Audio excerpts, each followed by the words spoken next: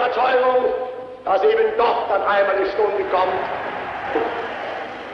in der die Millionen, die uns heute verfluchen, hinter uns stehen. We shall fight on the beaches, we shall fight on the landing grounds, we shall fight in the fields and in the streets, we shall fight in the hills, we shall never surrender. All this stuff you've heard about America not wanting to fight, wanting to stay out of the war, is a lot of horse dung. Americans traditionally love to fight. All real Americans love the sting of battle.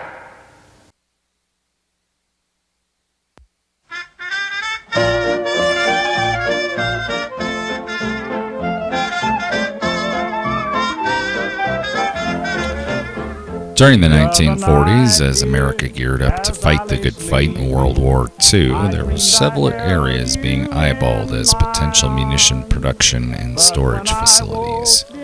Western South Dakota was viewed as a favorable location due to its altitude and low humidity. After years of slow abandonment during the Great Depression, the southern Black Hills of South Dakota were chosen as the site of the explosive Ordnance Depot, known today as Igloo. Originally named the Black Hills Army Ordnance Depot, the 21,000-acre property would boost the local economy with its creation of new jobs totaling around 6,000 workers and nearly doubling the local population. By August of 1942, the base was up and running, bringing new hope to a region nearly decimated by the dirty 30s. The base would provide all the amenities of a regular town. There were soldiers' quarters and houses for the workers, a grocery store, a swimming pool, a church, a recreation center, and even a movie theater, which was transplanted all the way from Lusk, Wyoming. For over 2 decades, Igloo would provide homes and jobs to a community in need after a very trying time. One resident of this community during its peak was famous news anchor Tom Brokaw. In this crew of workers were Native Americans seeking better conditions. Lakota native Charles Zamiga spoke of his time at Igloo in the Native Sun News in 2012. He said, "It was like the outside world wasn't like Igloo because I never felt any prejudice, and I thought the whole world was like that."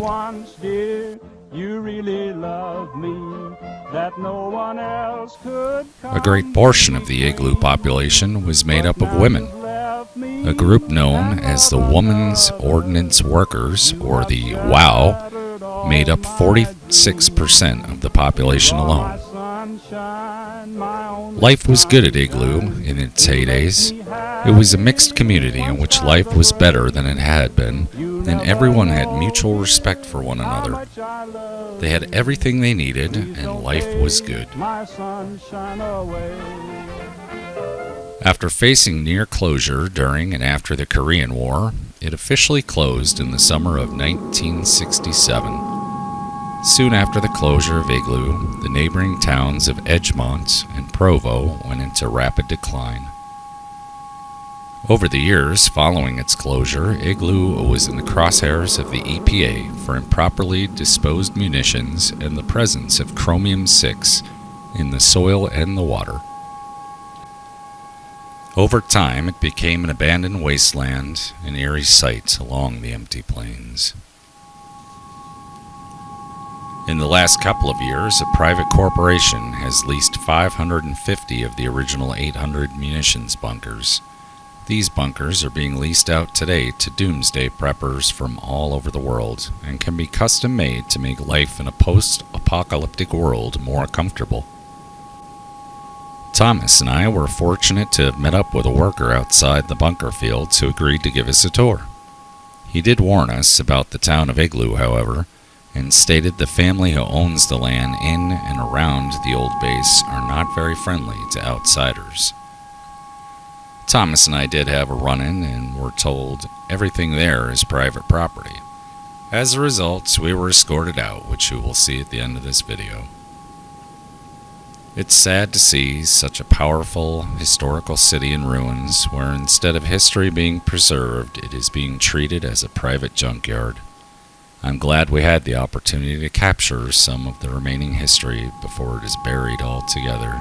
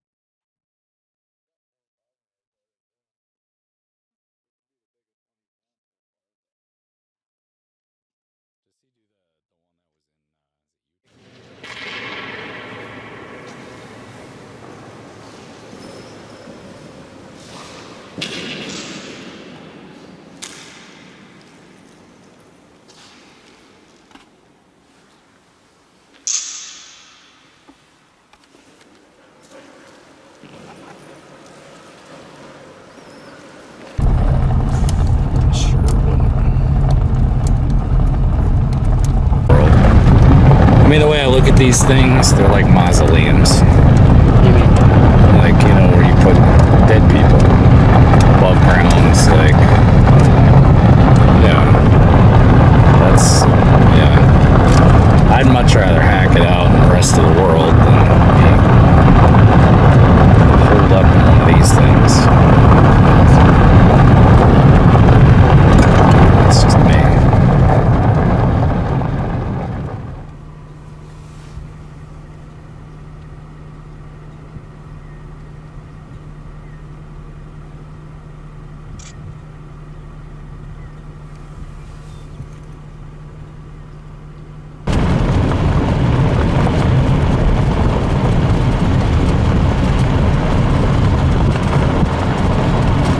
Switch the button, you can just press the button and it switches.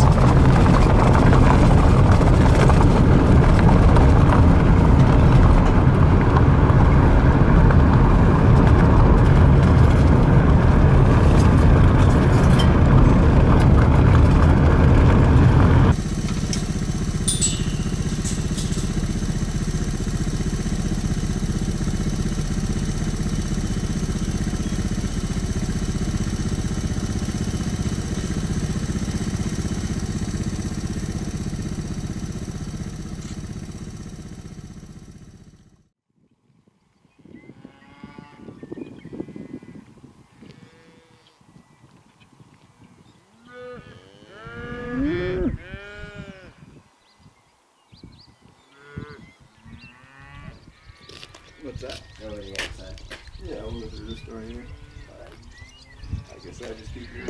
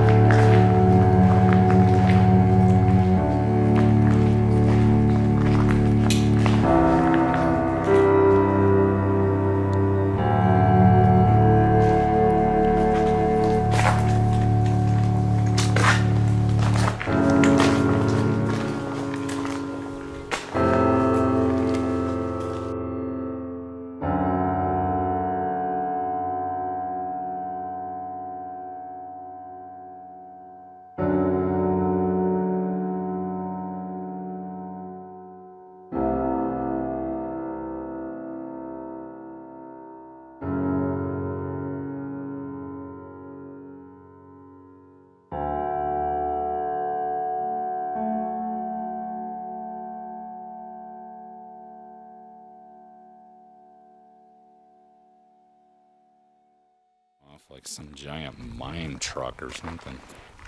Yeah. Even maybe like a monster truck wheel. Yeah.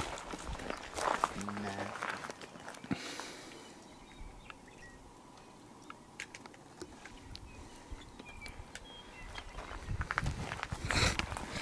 You gotta be the gate guard and check my ID card when I drive through.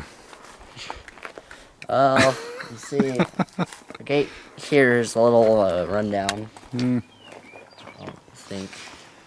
Reminds me of like some Iraqi gate. Is this what they look like? Oh, and there's the glass door Yeah, over they kind of look like this. Like no doors, no air conditioning. Just some broken windows. Bathroom's a hole in the wall or in the floor. Okay. This is probably what the bathroom used to be. Oh no, there's the bathroom. It's a hole in the floor. Kidding. It's pretty nice for nothing. Gate guards had it better than we did. So when we were at the gate, we didn't have a bathroom. Someone would come pick us up.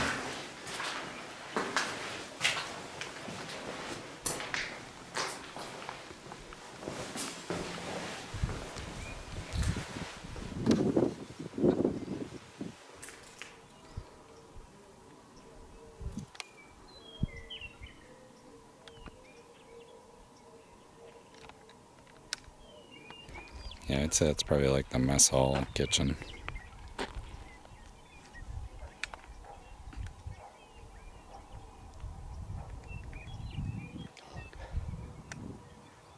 would be the crazy people over there. Yeah, those are the crazy people. They shoot before they ask questions. Shoot first, ask questions later. That's how it is. Yeah, so we're probably not going to go over that way just because there's crazy people that live over there. And I think we'll just stick over here. Yeah. Okay.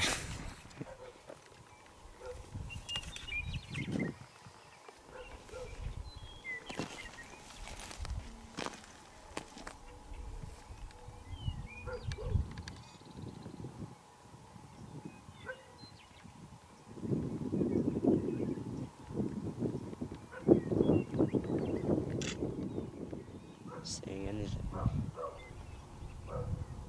Can't even see the dog.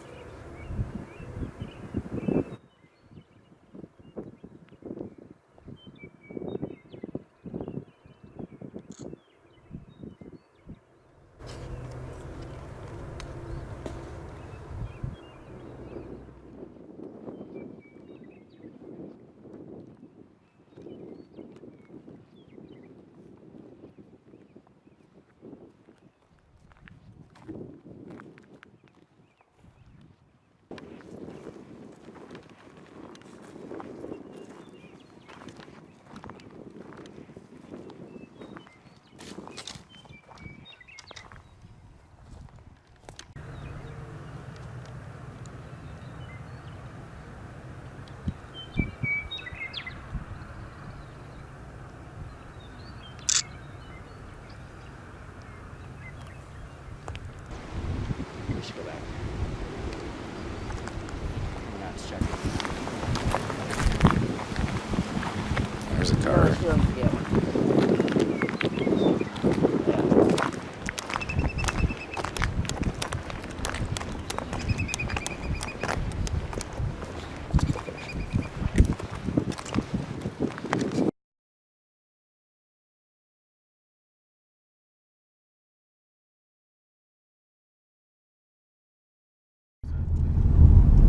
Okay, so we were told to leave, and the guy is following us. You can see right there, there's this, it's the worst shot in the world, I know. So according to the rational Grady fella, this is a state road. Yeah. It's not owned by anybody, but apparently this this guy. He thinks he owns it. He's one of the crazy people out here. Yeah. And, Got a little, we didn't really dispute him any. He just said, you know, well, this is my property and I should know about it. So, note to self and anybody else is considering going to Igloo, just don't do it. yeah, be wary. Yep. Been out there plenty of times. Never had any issues the first time. But we've heard stories about it, so Yeah. better safe than sorry. And he's still following us. He's going to follow us all the way to the end of the road. Oh my god. But he's a persistent guy, apparently. While we were there was 3 cars that drove by. Yeah. So that must be Yeah. that must be part of the Leatherface family or something. But I don't feel like being made into meatloaf, so we're gonna leave. Watch him follow us still. He's turned around. Oh, good. Yeah. Better turn around. He follows us out here. He's driving illegally. Oh yeah, he's still following us. Is he? Yeah. He's not on the highway yet. Oh my god, now he's turning around. I was gonna say he doesn't have license plates on us. He's following us on the side of the road. He is. Yes, he is. He's still like going along the side of the road. Wow. Oh my god. Does this guy ever give up? Has he given up yet? Well, he's slowing down, but he's like still going along the side of the road, like watching us.